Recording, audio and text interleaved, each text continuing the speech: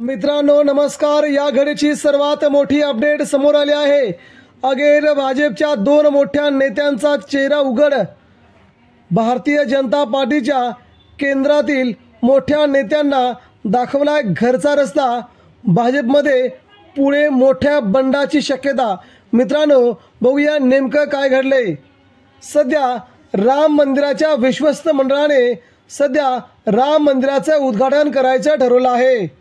यावेळी अयोध्येत राम मंदिर उभं राहावं यासाठी लढा उभारणारे भाजपचे ज्येष्ठ नेते लालकृष्ण अडवाणी आणि मुरली मनोहर जोशी पुढील महिन्यात मंदिराच्या अभिषेक सोहळ्यात उपस्थित राहू शकणार नाहीत असा आदेश सध्या काढला आहे।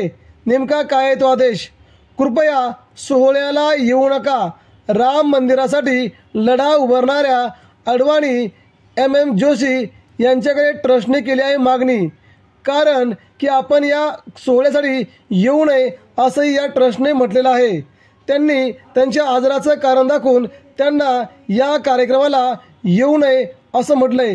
ज्या लालकृष्ण अडवाणी आणि ज्या MM जोशी यांनी आपलं संपूर्ण आयुष्य राम मंदिरासाठी वाहिलं त्यांचा चेहरा पुढे येईल आणि आपण कुठे ते पाठी पडू यामुळे सध्या भाजपच्या वरिष्ठ नेत्यांकडून त्यांना डावललं जात असल्याचा सध्या सर्वात मोठा गंभीर आरोप केला जातोय। मित्रांनो याबद्दल आपल्याला काय वाटतं? भाजपचे केंद्रीय नेते अडवण्यात टाळत आहेत का? नक्की प्रतिक्रिया द्या।